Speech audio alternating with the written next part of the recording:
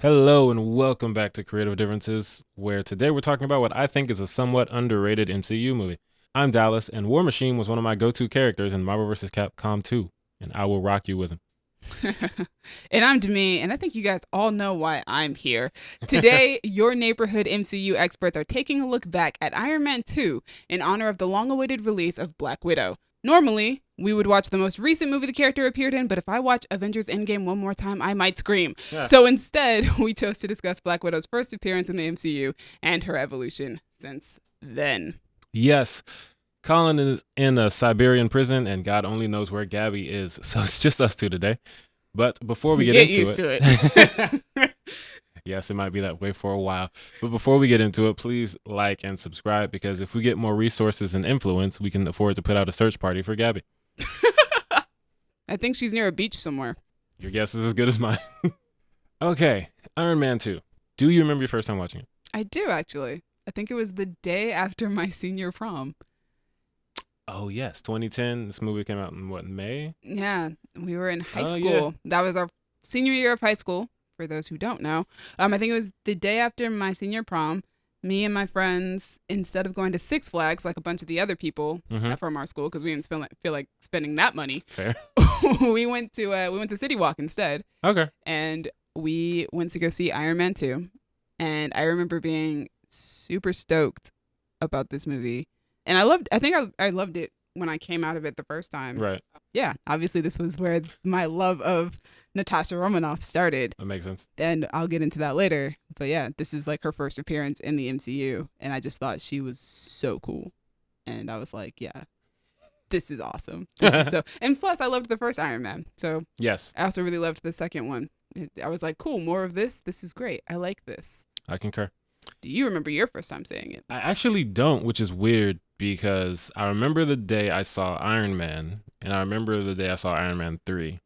But I don't think I saw this one in theaters for some reason. I wasn't the huge Marvel nerd that I am now. Not to this extent. I was into it, but I don't know. I think I just missed this one in theaters. I don't know what was going on. But I've seen it several times since 2010. And, I've always liked it. It's funny. I have a similar story about that. Like, I feel like I remember when I saw all the Iron Man movies. For some reason, the Iron Man movies were the ones that I was like super into at the time. Okay. Because I thought the first one was great. I knew nothing about Marvel, basically. When the first one came out? Yeah. Fair. So I saw the first one, and I was like, oh, this is really cool. Yeah. And then I saw The Incredible Hulk, which came out like a month or two after that. Mm-hmm. And I was like, oh, this is awesome. And then they had Tony Stark in the end credit scene. Right. So I think when Iron Man 2 came out, I was like just as excited, because I was just like, oh, sweet. And then on top of that, they had this kick-ass chick in the trailer doing awesome martial art looking stuff. Of course. So like, yeah, of course I want to see that. But then after that, I think, I don't know, maybe it was because high school was over. I just kind of dropped off on the MCU. I didn't see Thor and Captain America in theaters. I didn't either. And then The Avengers was coming out. And Okay. I definitely went to go see The Avengers in theaters, because that was a huge deal. But also because it was directed by Joss Whedon, who at the time I was a huge fan of. Right. That has obviously changed. Things have occurred. Things have occurred. Information has been given. Yes. It's a different time. It is a different time, and my thoughts have changed. However, The Avengers is still currently my second favorite MCU movie. It's a great movie. After Black Panther. Right. Like, Joss Whedon notwithstanding.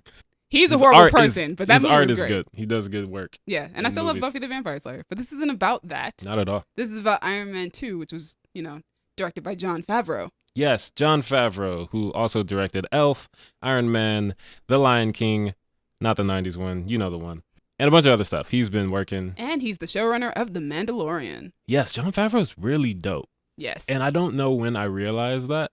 I know it wasn't back when Iron Man 2 came out. The Jungle Book is when I realized Maybe, it. yeah, because I didn't care about who directed what in 2010. But by the time that Jungle Book came out, I was like, Jon Favreau, oh, wait, this guy made Iron Man. Wait, he made Elf? And he made Zathura. He made Zathura. Like, this dude's been everywhere. I love Zathura. And then he made The Lion King, the new one, which I love as a Lion King fan who loves all things Lion King. And I was like, okay, Jon Favreau, you that guy. He made Chef. I heard great things about it. I didn't watch it. Chef is great. I've heard it's great. I watched it last year or a couple years ago at some point. I don't know. I watched it because I was like, hey, Jon Favreau movie I haven't seen, and Scarlett Johansson's in it. So Yeah, checks your boxes. It was written by Justin Theroux, which always surprises me when I remember it because I know him more as an actor. this is the only reason I found out who Justin Theroux is, outside of the fact that he was dating Jennifer Aniston / married her. That's so interesting because, I didn't know who he was before that. yeah, well, he wrote Tropic Thunder, Rock of Ages, I guess part of Zoolander 2. I don't know how that worked. And then, he's a very famous actor, so he's acted in a bunch of stuff.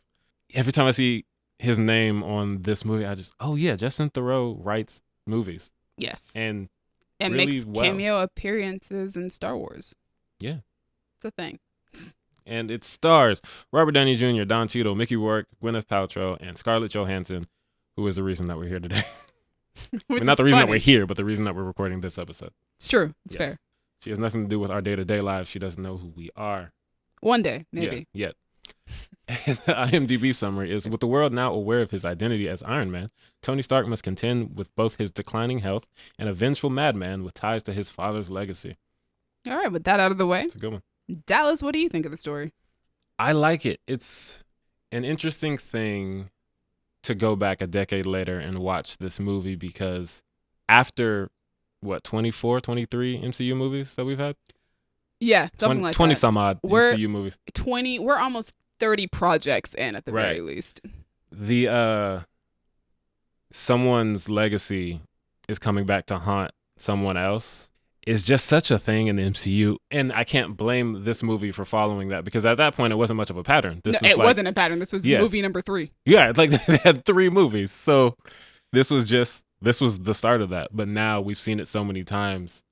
But that's not a fault on this movie. This movie was doing something original at the time, and then they just never stopped. But shout out to Jon Favreau being the innovator. I think it's interesting though if you do go back because Iron Man 2 does kind of. If you look at Homecoming, the thing that Tony tells Peter is that if you can't be Spider-Man without the suit, then you don't deserve to have the suit, basically. Right.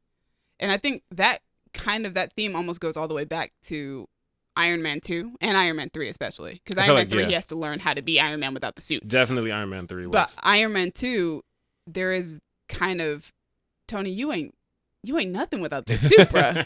Well, yeah, I think he learned that in Iron Man 3. Yeah. And then he was, all right, I got to teach this to. So it's interesting that comes back, and I don't know if that was an intentional thing or if that's just, coincidental, but it works really well within the frame of the MCU itself. Yeah, the MCU has a lot of stuff that looking back, I'm thinking, was that intentional? Or did everything just fall into place very, very nicely? I feel like everything falls into place very, very nicely. After a certain point, you're just like, okay. Some things I'm like, yeah, that's planned. Right. This fell into place very nicely. Some of this has to be coincidence. Yeah. Yeah, I like the story's dope. We start with, obviously, the aftermath of Iron Man 1. You're Iron Man. Now you have to deal with all the government interference and sanctions and turn over your weapon. No, it's not a weapon. It's a high-tech prosthesis, blah, blah, blah. And high-tech prosthesis. There's not a lot of characters that I want to watch deal with government things. Yeah, just what sounds like boring court cases. But Tony's bureaucracy. Always entertaining. So that scene with him dealing with the senator is hilarious and entertaining.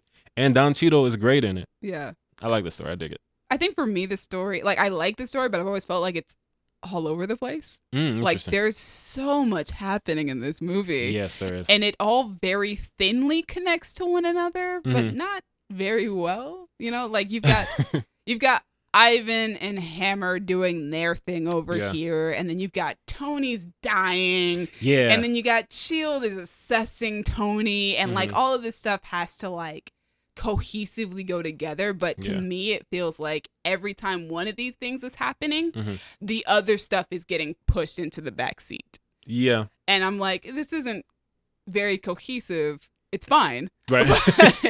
For me, the more interesting part of the story is Tony dealing with dying. Right. The possibility of dying and the self-destructive behavior that comes from that. Yeah. I think that's the most interesting part of the story.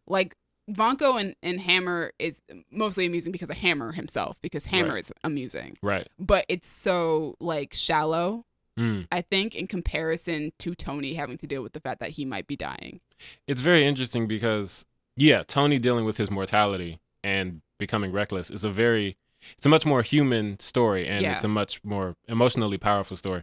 But for the narrative of this movie, Yeah. it really doesn't need to be there. It does. Because Right. It does nothing for it the doesn't. story. Like, yo, if you weren't dying, you'd still have to deal with Vanko. You'd still have Yep. to deal with Hammer. This movie would still have to happen pretty much the same way. You just lose some of the moments that add more heart to it. Heart, no pun intended. Ha, heart is dying. Ah. But Because of his heart. Ha. exactly. But yeah, it does feel like this is two separate stories we could have told. Although, Yeah. obviously, the one that's more emotionally investing is not cinematic enough to tell that story on its own. At least not Because- for a superhero movie. Yeah, if you just have a story about Tony, oh man, I'm dying and I'm being self-destructive, Yeah. that's a good drama movie starring Robert Downey Jr. But As Tony Stark. I don't know if it's a good Iron Man movie. Like, It's the villain yeah. is his alcoholism. Well, because the thing is, like, it's not even alcoholism, it's the palladium. The thing is that once Nick Fury and S.H.I.E.L.D. like legitimately enter the picture, Mhm. then he goes on that mission to save himself by finding the element and continuing his father's legacy. Right. Which, that's how that connects to the other storyline, is the father's legacy thing.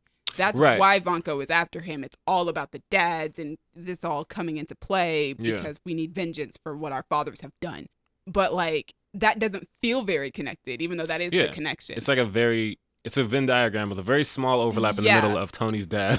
Yes. But on the left side, it's Tony's dying, and on the right side, it's Vanko hates Tony. Yeah, but it's very interesting because once S.H.I.E.L.D. comes in, then there's like that 10, 15 minutes of Tony having to find how to save himself. Yeah. But that has nothing to do with Vanko and Hammer. Right, Has Hammer's nothing on the to- other side. Has nothing to do with the external conflict that is the narrative of the story. Yeah. So it's like, this is great character stuff, but also it has nothing to do with this. And so that's always been my issue with the story.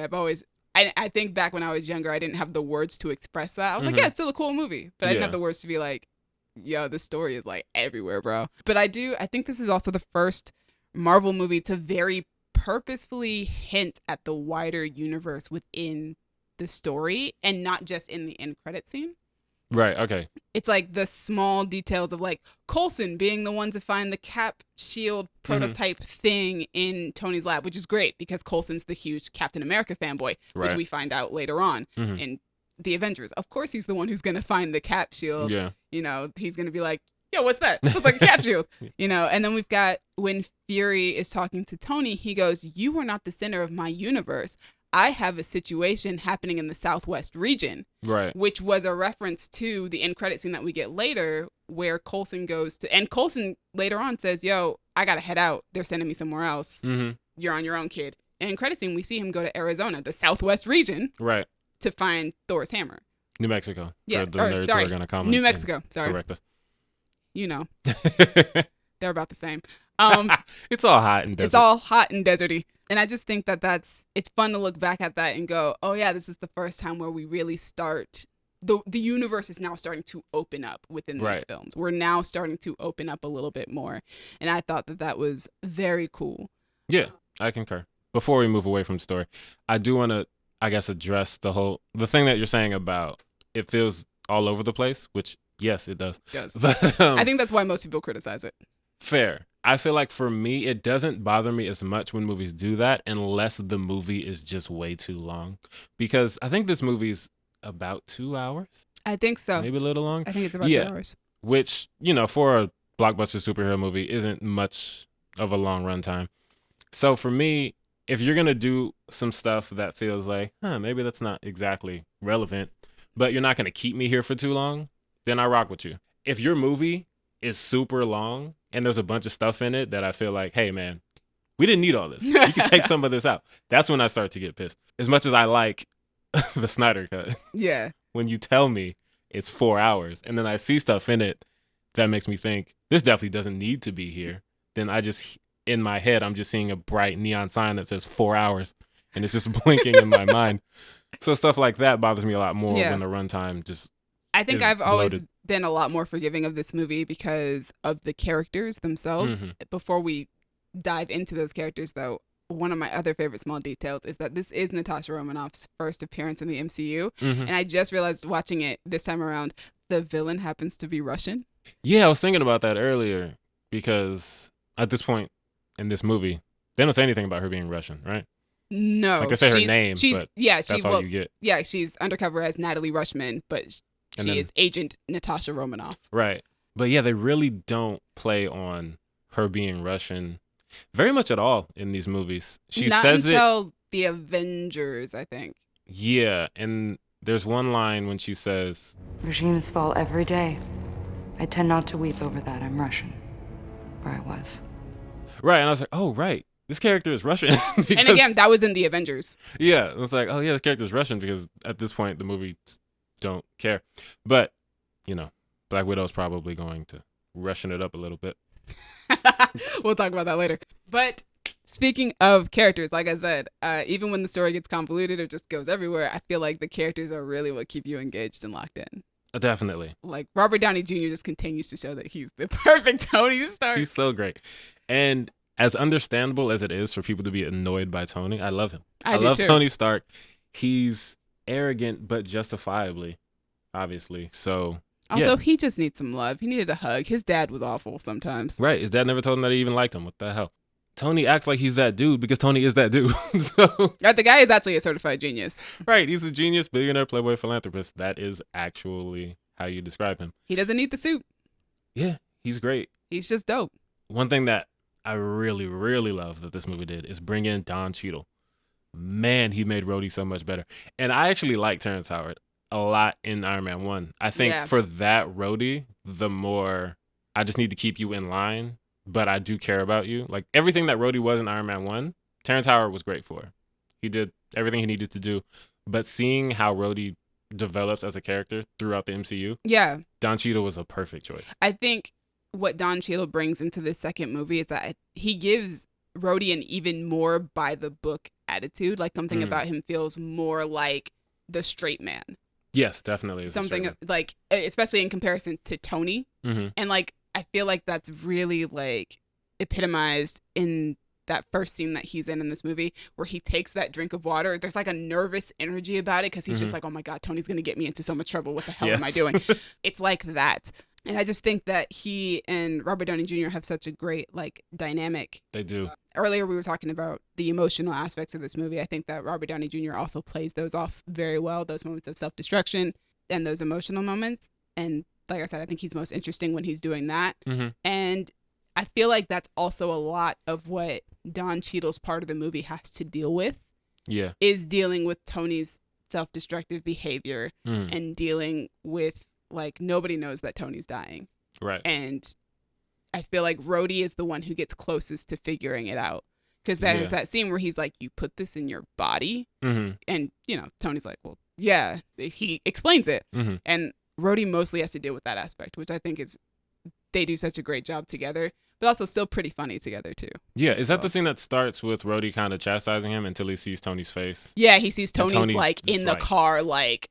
Yeah, he looks gaunt, like he's on death's door, and he looks at Rhodey, and Rhodey sees him, and then he stops all, like... all the chastising. Yeah, he just, are you okay? Because... that's his homie. You know, Tony's always doing something stupid. I'm going to have to yell at him. But then once I see he's in a really bad place, oh my God, Tony, you good? And even the scene in the beginning where Tony's going to get them in trouble, Rhodey's laughing when Tony is hacking the screens and showing Justin Hammer. Everything about that, like, yeah, their little bromance is great because they bring Rhodey in to basically try to sandbag Tony.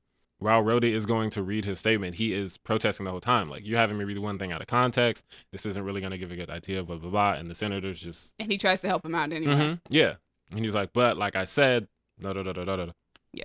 I think another great dynamic in not just Iron Man 2, but in the Iron Man movies in general is Tony and Pepper. I think Tony and Pepper are one of the best romantic relationships in the MCU. Not that that's saying much. The MCU does not do romantic relationships particularly well sometimes.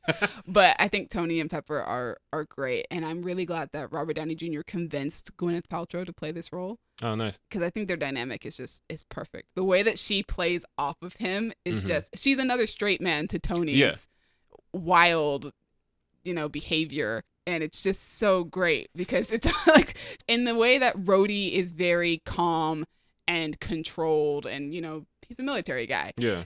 Pepper is very hysterical and emotional and is like yelling at him all the time. Like, what are you doing? Like, depending on the situation, because when he shows up with those strawberries Oh yeah, I She's gotten love to that a point scene. where she's just She's so angry, calmly she's quiet. done with it. She's like, I don't, you know what, Tony, you need to go. I don't have time for this. You brought me strawberries. I'm allergic to strawberries. But there was a connection. I knew that there was a Yeah, I connection. knew there was a correlation between you and that. And she's just irritated. But then when she finds out he was dying. She's freaked You were out. dying? When were you going to tell me? I was going to make you an omelet and tell you. It's just such a funny little back and forth. They're that so works very great. well with them. Yeah, it's But so man, great. I imagine being Pepper, it must be so stressful. I also love Tony's line of, "Oh, so I lost both the kids in the divorce." And I love the way Happy looks at him and just shakes his head like, no, we're not. And Don't do Natasha's the- just like, so tired. He's like, no, nothing. Happy's like, don't do the joke. Not right now. Not right now. No, this isn't the time. We have our villains. Sam Rockwell is great as Justin Hammer. He's always so much fun to watch. I just wish that Sam Rockwell had a bigger role in MCU. I kind of want to know what Justin Hammer is up to. Yeah. And there's He's always so the opportunity to interesting. bring him back. And this character could have been so boring. He's just a businessman who makes weapons. But he's Sam But Rockwell. You add Sam Rockwell to that, and he has the energy. He's funny all the time. He's a great foil to Robert Downey Jr.'s Yeah. Tony, because they're both sarcastic and witty and just quick Mhm. at it. The thing is that Hammer just is not as competent, and he's not No. as quick on his feet as Right. Tony is. And it's when you first see Hammer, like until we get to a certain point into the movie, Hammer just kind of seems like, I want to be where Tony is, but I'm just not there. And it kind of just feels like bullying at the beginning because Hammer's he's trying to do an interview with Everhart. Oh my And gosh. then Tony's just making fun of him the whole time. And She did Rockwell a spread. seems like he's actually trying to be nice to Tony in that moment. It just gets worse and worse. But by the end of the movie, he's threatening Vanko and Calling the women bitches. all out of their name. Screaming, I don't speak Russian. I love that line so much. But he has so much range because in between that, we get him dancing on the stage and doing his little gun presentation with Rhodey. That's one of my favorite scenes where he's bringing out every gun. He's like, 2 uptown for don't even worry about it. Pump action shotgun? You're not a hunter. Why am I even telling you about this? Rockwell is such. He's so great. He's like, this isn't even disco enough for you. He's so charismatic. He's so great. And it's just to the point where, like, I'm cool with Vanko being there just because Hammer's there. Yeah. Because, like, I'm like, yeah, Vanko's fine. He growls at everything. Like, Mickey Rourke is intimidating, and Yeah. that's fine. He looks the part. But as far as villains go, I do understand sometimes when people say that the MCU has had a villain problem because their villains aren't always the most interesting. Yeah. Vanko is not the most interesting. You're an angry Russian man with an angry Russian dad. And that's it. Yeah, you want to kill Tony. Fair enough. You want to use his technology to kill him. He has some great scenes in terms of building him as an intimidating, formidable villain. Yeah. But as a character, he's not super intriguing. He's just there. But then you pair him with Rockwell, who has all the charisma in the world, and it's like, now we got something. Yeah, because the two of them are just so diametrically different Mm-hmm. as villains. I guess. Well, this is also the first appearance of Peter Parker, for the record. So that's interesting to me because I think it's very cute, but it's also, It's a retcon. it just feels, it annoys me because it just feels like cheating. Because no, that was not Peter Parker when you made this movie. Not until 2017, 2018. And then later on, they're just, oh, you know what? Yeah, that's Peter. It's like, bro, you didn't plan that. Well, You didn't earn No, that. they definitely didn't plan it. It all came from fan theories because Right. before even Spider-Man could even be a part of the MCU, people were like, yeah, let's just pretend that that's Peter Parker because that would be dope. Right. And he's about the right age for him Right. to be Peter Parker. And they're in New York, which I'm sorry, I never realized that they were in New York. Tony got to New York very, very fast from LA. Right. Because his 'Cause I- house is in Malibu or something. He lives in Malibu, and the Stark Expo is in New York, which I never realized. I always thought the Stark Expo was in LA. It's No. in New York, Yeah. which I guess makes sense that as to why Peter would be there because it's in New York. Yeah, he's from of course, Queens. Peter's nerdy little boy self would be at this expo. But yeah, his quote unquote the first ever appearance of Peter Parker. Yeah, it's okay. That's cute. Whatever, guys. You got one. Fine, you can have it. And, as much as it's just kind of, oh, yeah, let's say it's Peter, you put in the work to build this franchise over the course of all these years, and it lines up. So, you know what? You might as well take that shot. We'll let you have it. Yeah, you got it. And also, obviously, the last character we got to talk about is the person we're here for, Natasha Romanoff. This is also her first appearance in the MCU. Mm-hmm. I literally probably over the years have mostly watched this movie because of Natasha. Of course. I mean, on my MCU ranking, I feel like I rank Iron Man 2 higher than I probably should because it gets bonus points for Natasha being here. I mean, that's fair. I've definitely done that with movies in the past. Like, oh, I really like this character. This character's in the movie, so up. Up, bonus points. I mean, it's still like lower tier, but like Yeah, higher, lower tier. higher lower tier because Natasha Romanoff makes her entrance in this movie, even though this is the most objectifying appearance of Natasha in the entire MCU. Yeah, they gradually got better from here. Oh my goodness. Like Scarlett even recently discussed how sexualized the character was. Like I think she said that Natasha's basically a piece of ass in this movie. Yeah. Which like she is. Like Tony even like the first scene she's in, at the end of the scene, Tony goes, "I want one." And it's just like, that's a human being. The stuff that they have them say even only 10 years ago is just the stuff that they have them do. I don't know if you could get away with Tony Stark's entrance being him coming onto a stage with a bunch of women scantily clad to look like Iron Man. Yeah, I mean, that could have been worse.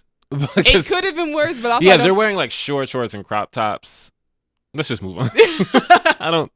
And also, you've got this scene where she's changing in the back seat, and you see her unzip the dress, and you know, Happy looks into the back seat. There's no purpose for that scene except to just look at Scarlett Johansson be attractive.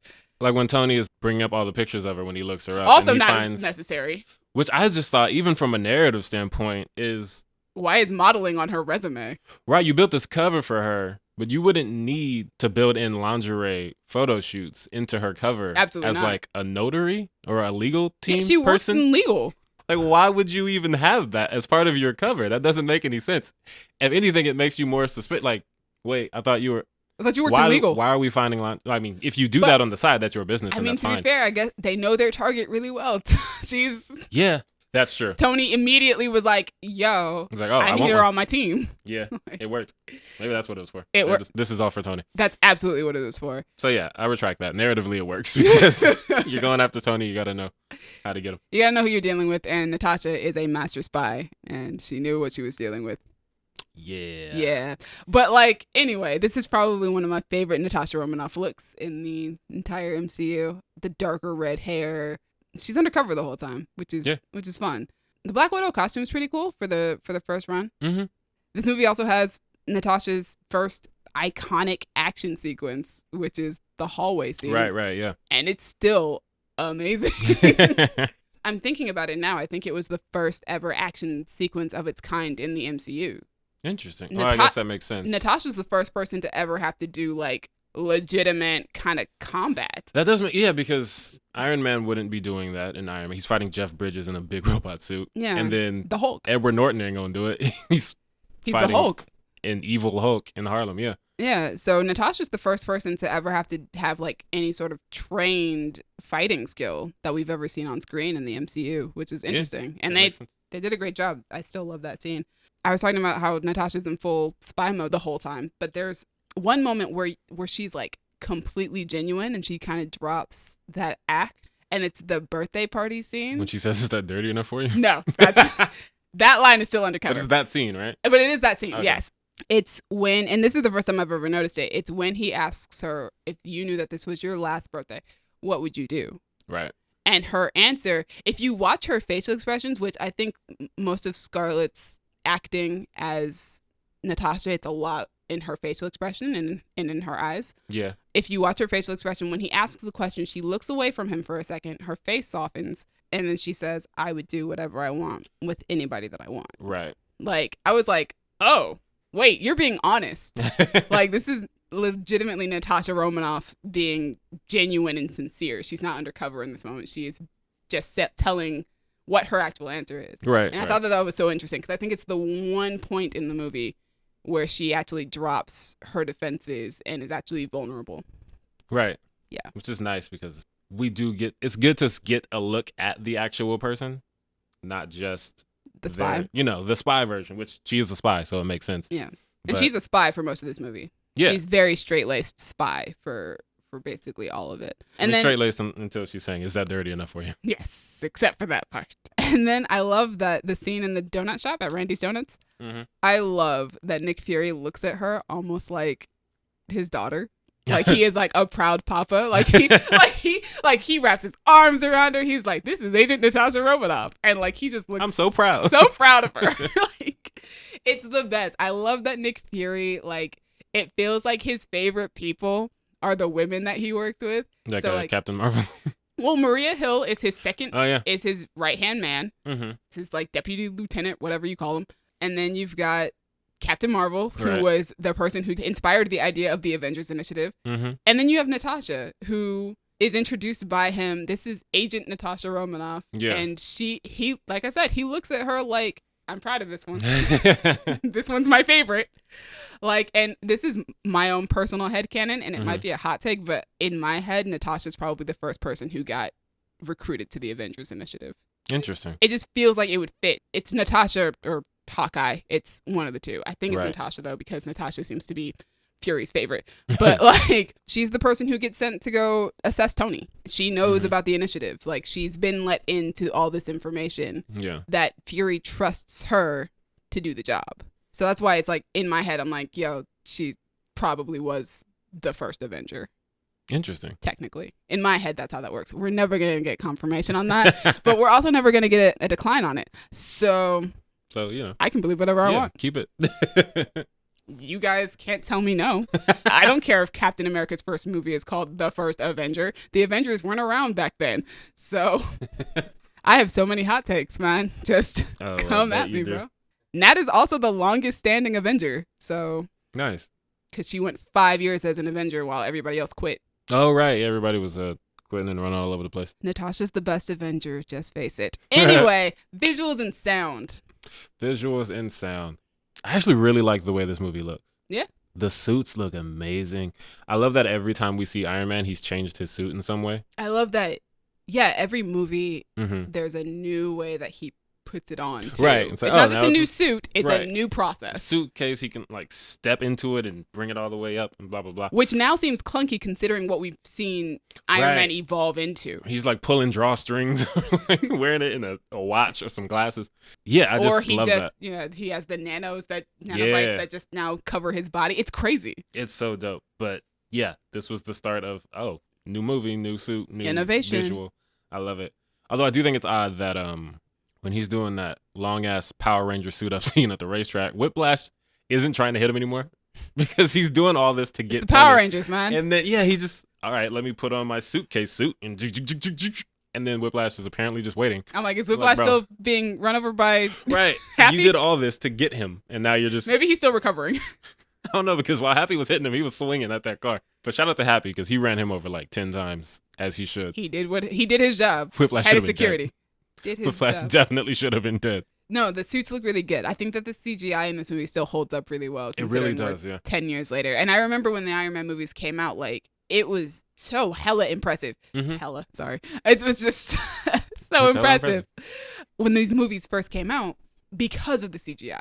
Yeah. Like, his suits looked so real. Like, really? I was like, yo, did they put him in that suit? Yeah, like the process of watching him put it on, just watching the process of the suit coming on and looking at every aspect of it, every detail, every element. Yeah. It looked so real and it was done so well. And it was just like, yo, what are these movies? Right. Like, this is incredible. They did a really good job. They did a great job. Like, War Machine. First off, I just want to say War Machine has always looked super dope to me. As I said in the beginning of this episode, I remember playing Marvel vs. Capcom 2 in the arcade when I was like 8 or 9 and just whipping on people with War Machine. And to see him in live action was just a dream come true for me. And his suit looked great too. It's really big. It's really bulky. It's guns all over it. But that's War Machine. That scene where they fight together in that beautiful rose garden or whatever that is. Bigger he is than Iron Man. And even just seeing like the water come down on the suit and everything. This looks really good. Yeah. They did a really good job. You have a big gun. You are not the big gun. I love that line. But yeah, they did a great job with the visuals. The soundtrack is dope, mostly for that scene where they fight each other. Another One Bites the Dust. Another One Bites the Dust, California Love. Rest in peace to DJ AM. Oh, yeah. But yes. It's going to stop me in my tracks. But sorry, bro. Shout out to him for that mix and that scene. Robot Rock, which I think is the perfect song for Tony and War Machine fighting each other in Tony's house. Robot Rock. I love that Pepper goes to confront Natalie, Mm-hmm. as she should, because Natalie's been there the entire time and is just watching this all unfold. What is she gonna do? Which makes sense as Natasha, because Natasha's just, she's observing. Yeah. Of course she's not going to step in. But Natalie, you're the assistant. Like, come on. How do I stop this man? He's wearing a robot suit, Like, shooting watermelons. You're his new... Listen, Pepper already did this job. Pepper already knows that you can stop this from happening. So Natalie just sat there the whole time and watched. Also, not only did Natalie just sit there and watch, if you've seen the deleted scenes, there is the scene of her using the Iron Man glove with, with Tony. Like, she's joined in the That's fun. funny. And that's much more of an enabling than... I kind of wish they'd kept that scene. Right. Because it's like, you yelling at me, bro. You work with this man for 10 years, you know how he is. Like... But also, I love that when Iron Man and War Machine come crashing through the floor, Mm-hmm. Pepper's reaction is, oh my God, like, Right. as Pepper does. Of course. But Natasha immediately goes into a fight stance. Yeah, she's like, oh, something's crashing in. We got to fight. It's like, It's time to square up. about to drop your whole cover right now, huh? Yeah. What are you going to do? Fight Iron Man? Like, what do you... Hey, fight whoever squares up, you got to fight. I don't know. I'm sure Natasha has a gun hidden somewhere. Yeah, she got gadgets and all that. Probably. So, favorite aspect of this movie? My favorite thing about this movie is, and it's interesting because a lot of superhero movies, even more in later, like more recent years, Yeah. they tend to do this thing where they're very interesting with the build up and the characters and all that stuff, and then the last act kind of falls flat in comparison. Like, oh, okay, we're just doing this. For me, the last act is actually my favorite part. The last act is a very It's good final act. So good. Everything from, let's see. Yeah, no, I wrote it down. when I was rewatching it, I was like, I forgot how awesome this third act was. Yeah. Just watching them in this, and it's not even just them in the garden, arboretum, whatever Right, not they just are. that. It's also Natasha's fight scene. Mhm. It's them having to fight off all these robots and flying Right. around the expo. Justin Hammer at the expo doing his little dance on the stage. Yeah. It's the third act is my favorite, the most entertaining part. Specifically, finally getting to see Iron Man and War Machine team up together, Boom. because that's what I wanted since I was a kid. That back to back, like that's still one of my favorite shots in the MCU, is them going back to back and shooting everything together, and then seeing their different fight styles. Because you see Tony with the repulsor beam, and the War Machine is just he's just lighting everybody up to the point where one of the things he does is like one of the drones pops up and he's shooting it to the point where it looks like he's like chainsawing it. He's like shooting down with his arm and it's basically being shot in half. And they have this like oil splat on his face, kind of like if it was like a blood splat. I was Yeah. like, yo, they are going in with this direction. But that seems amazing. Honestly, that's probably what it would have been like if we had ever gotten to see Steve and Bucky fight back to back, post both of them being Captain America and Winter Soldier. Yeah. Because Winter Soldier in the comic, when he becomes Captain America, there's like a comic panel of him shooting a guy in the leg, and the guy goes, "What the hell? Captain America carries guns?" It's like literally what it would have been like. It's like this one does. But yeah, that stuff like that, just taking moments that the kid inside me really wants to see and putting them in live action. Like Iron Man, War Machine. They have to team up. I have to see it, fight all these robots. It's great. So that's my favorite.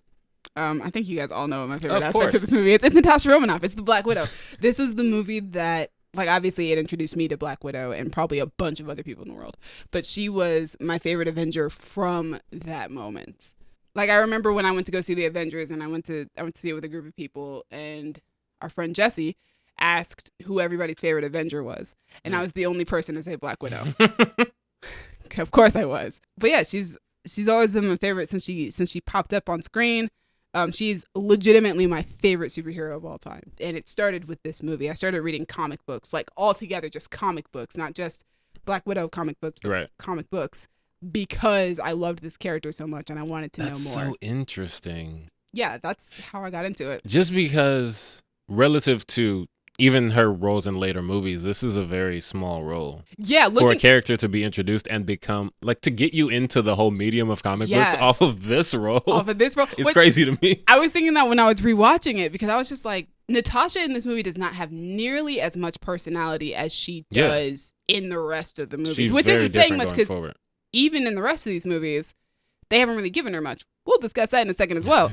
I don't know. I think it was, she fit into, like, I have a I don't know. I'm cliche when it comes to the characters that I fall in love with. Interesting. I have boxes that you can check, and there's a good chance I'm going to love them. And if you are a woman who wears leather and can kick ass, there is a good chance.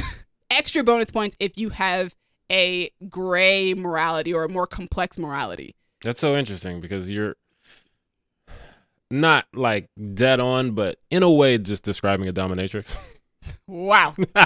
So it's like, yeah, that checks boxes for other people too for a different That's reason. a different that's a different checklist altogether. I don't know if I should keep that in there. Yeah, no, she just kind of, she fit. There are certain characters that I just easily fall in love with. Right. And Natasha in this movie, she could kick ass. She could take care of herself.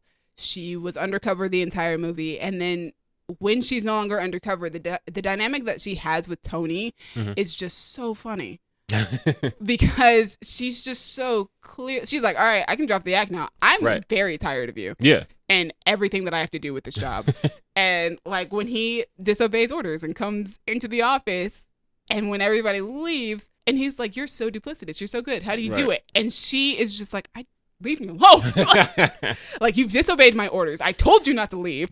And like, go home or have you collected. yeah. And she says it in Latin, which is a hilarious callback to the joke made earlier where he's like, she speaks Latin? Who speaks Latin? And Pepper goes, nobody speaks Latin. You read Latin, but you don't speak it. It's a dead language. It's a dead language. And then she speaks it. I was like, you're so cool. And I think it's because she is an enigma at that point. And I was just like, I want to know more about you. Yeah. So then I have to go to the comic books because there isn't much about you. That's so interesting. Yeah, so Natasha was my gateway into the comic universe. And Which is great because like knowing who you are now, and even, you know, by the time I met you, who you already were, just like the level of into comic books and Marvel and all that stuff that you are, just knowing that sparked from here. Yeah. Because for me, it was a random day. I was at the library. And I was like, hey, a Teen Titans comic book. I like Teen Titans, the show. Let me read that. And I was like, this is really dope. And I started reading comic books. It was just a simple thing. Yeah. And it wasn't like my entry into loving superheroes. I already really liked superheroes. Yeah. But it definitely was my entry into, well, you know what? Let me start reading comic books. This seems fun. And I do love that medium. I love the comic book medium. And I love comic book movies. Yeah, same. That's why we're here. But exactly. Me and you are here for this. But that's why Natasha's my number one. And with that being said, her movie is finally coming out. Yes. The day that this episode releases, I am going to be in a movie theater watching it. What are you anticipating from this Black Widow movie? Oh, man. The next movie, Black Widow. You know what? It's The start of phase 4. Yeah. Well, I mean, movie-wise. Okay. Yeah. The TV shows, everything's getting all wonky because of COVID. It looks like a fun spy thriller. Great cast. I am so excited to see Florence Pugh in the MCU because she won my heart with Fighting With My Family. And then she just proceeded to do a bunch of movies I did not want to see. I didn't want to see Little Women because it looked boring. And it looked like... It's not your thing. Yeah, it looked like there were no people of color within a 50-mile radius of the set. There's one. There's one made it in. And then I didn't want to see Midsummer because Ari Aster is a Death Eater. To see her in this, I'm like, oh my God, I'm definitely going to see that movie. And I get to see her act again, and she's fantastic. And also it has Taskmaster in it, who is a villain that I've always liked, and most people have never even heard of. He finally made it to the MCU. He made it. You're getting pretty lucky these last few years because you got Mysterio as well. Yeah, they're giving me everything that I never thought I'd get to see. Yeah. Which is lovely. So yeah, I expect it to be good. I expect it to be a fun time. I don't have a lot of specific expectations. You know, it's a Marvel movie. Marvel gonna Marvel. It's gonna Marvel movie is what it's gonna do. But I'm sure you have a lot more to say about this movie. I have so many expectations. No. Well, first off, my biggest expectation is I am expecting it to be my favorite. I'm expecting it to tie as my favorite MCU movie alongside Black Panther. Makes sense. You wait 11 years for a movie to come out. You hope that it's gonna be great. Yeah. And I try not to put too much pressure on like what I want out of a story. But for years I have been saying that out of a Black Widow movie, if I ever got one, which I've been begging for one since 2012 on public forum, I said if I ever got one, I would want it to be her facing the Red Room, and I wanted Yelena to be the bad guy. That was the face of the Red Room, the face of the villain.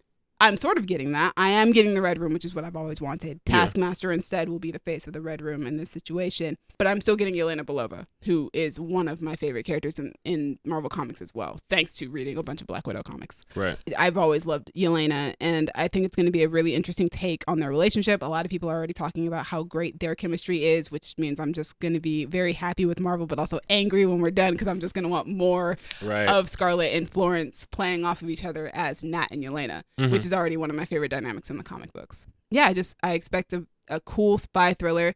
I expect Natasha to finally get her due as a character. I've waited so long, and so have a bunch of other Natasha fans, just waiting for Natasha to no longer be defined by whoever the leading male is in the movie. Right. And to just be able to be Natasha. I'm expecting it to be good. It's getting some pretty good first reactions, first reviews. I'm super excited. I'm sure Florence Pugh is going to be great as Yelena. I love Florence Pugh as well. I'm so excited to see Scarlett Johansson play Natasha as like just fully Natasha. Yeah. And those are my expectations. I'm expecting that David Harbour is going to be absolutely hilarious. And I cannot wait to see Rachel Weisz in this movie because I do love her. This is a great cast that they got. Fantastic cast. And apparently they've got great chemistry. I'm also expecting this movie to do something. One of the things that I noticed from the trailers, which I've talked about in previous episodes of this podcast, is this idea of reflection and mirroring. A lot of this movie is going to be Natasha reflecting on her history and her past and how that makes her who she is today and her deciding who she wants to be. And I feel like a lot of that is going to be shown through Taskmaster's ability is that he can mimic other people's, actions. Right. We've seen in the trailers that Natasha and Yelena are clearly trained in very similar ways to which Yelena can mimic Natasha's fighting style. So I think there's going to be a lot of that involved as well. I'm expecting Taskmaster to I'm expecting him to not just copy Natasha's fighting style, which will probably be the final battle, but I'm expecting him to copy the Avengers fighting style. Interesting. Which will be cool. So it'll be like... Because he has a shield, right? He has a shield. He does have a shield. I think there's a clip in the trailer where he does a kicking move that's very much like Black Panther. Interesting. I'm super excited to see how they play with that action aspect. This is why I wanted to see Taskmaster for so long, because Taskmaster as a character is such a dope concept. Like the skull face, sword, shield, everything, it looks super cool, especially to like kid me. And then just the idea of I think they call it photographic reflexes or something. Yeah. That if I see you do a move, I can do it. And that's such a dope concept for a character. And to see that in a movie, it just sounds so dope. So I hope. Yeah, especially against Natasha. Natasha's actually a really good opponent to take that up with because we've seen that Natasha is very capable and competent when it comes to fighting people.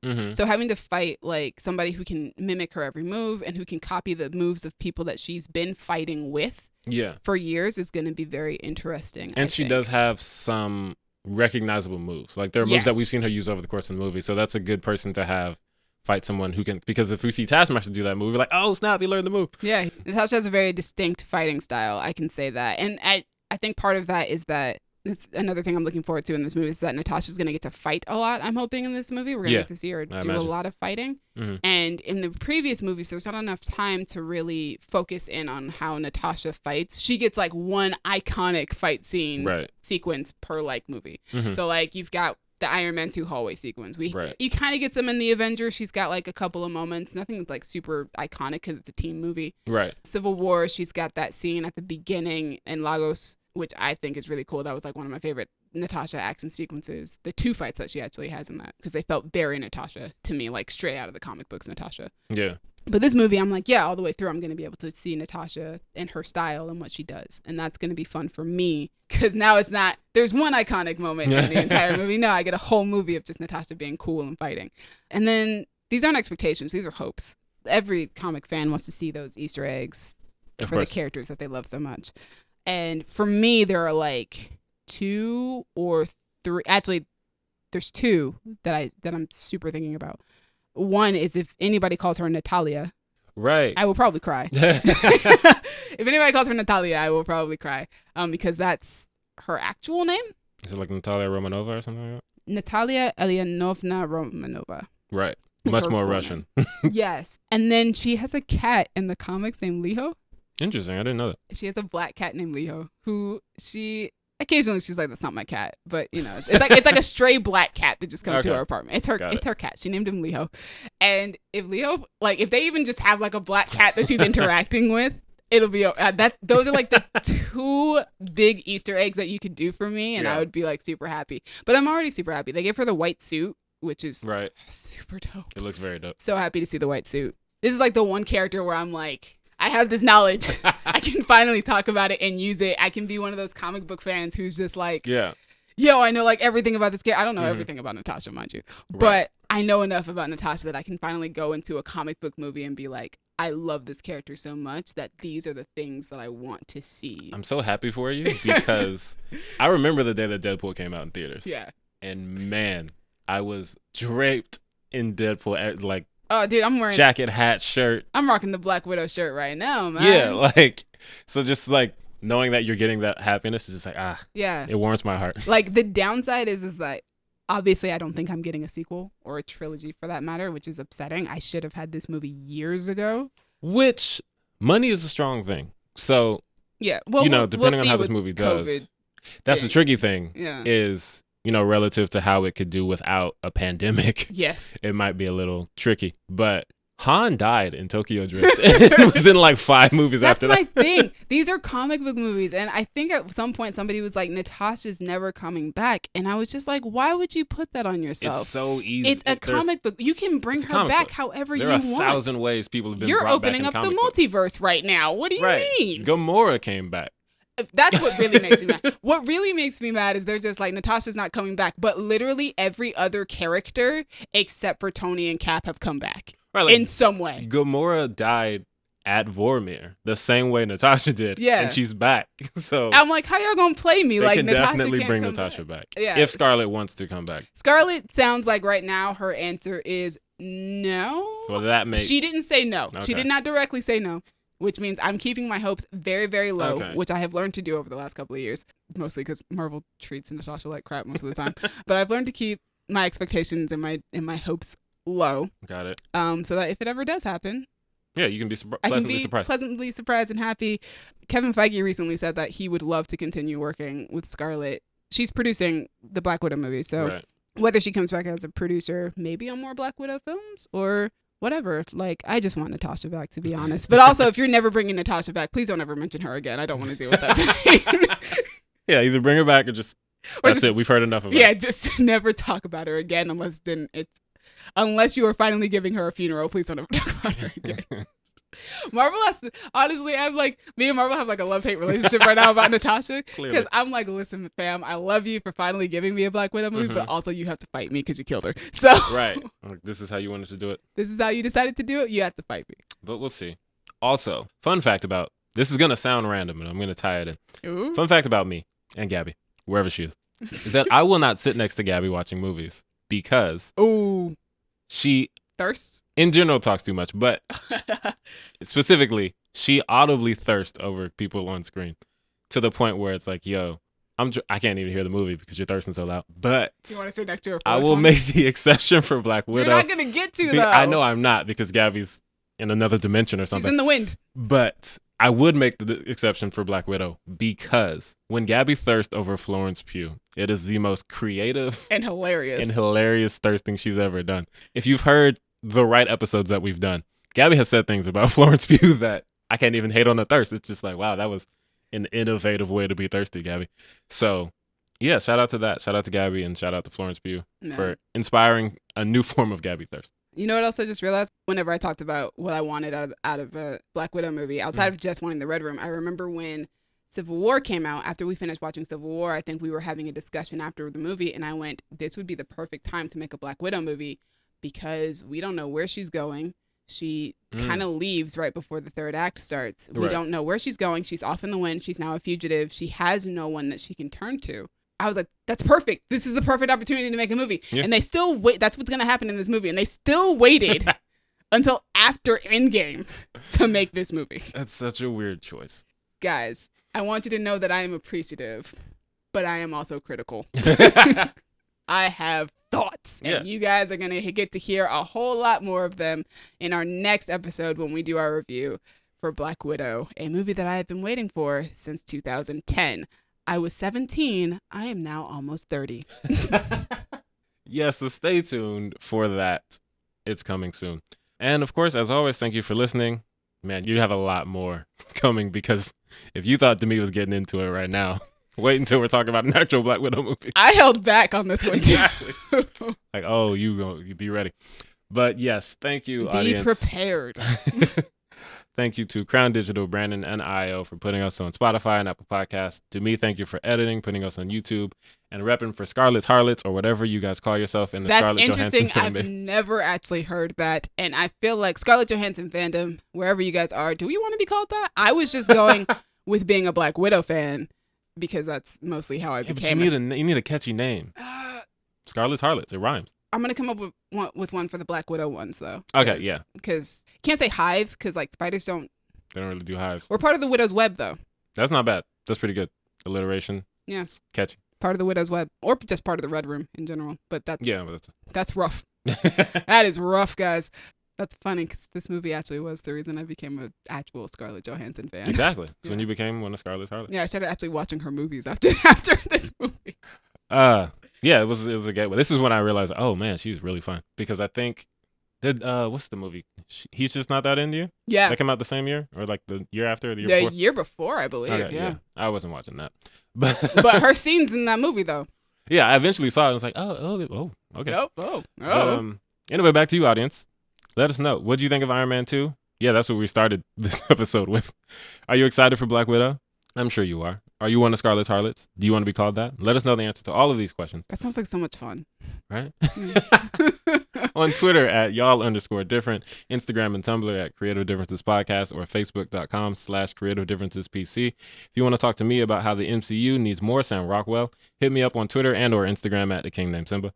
You guys can find me on Twitter and Instagram at Dreamy Films. Dreamy is spelled DREEMI. Please send this episode to Colin Jost, and maybe he will show it to his wife because Scarlett Johansson does not have social media. Also, in the meantime, if you want to help us find Gabby and reach out to her, ask her where she is, you can find her on Twitter at Whips and Chains Excite Me. And if you want to find Colin, he's on Twitter at Dirty Enough For You. That is the number 4, capital U. All right. God, I'm glad that line came back in. Me too. As always, it's been different. Bye. Bye.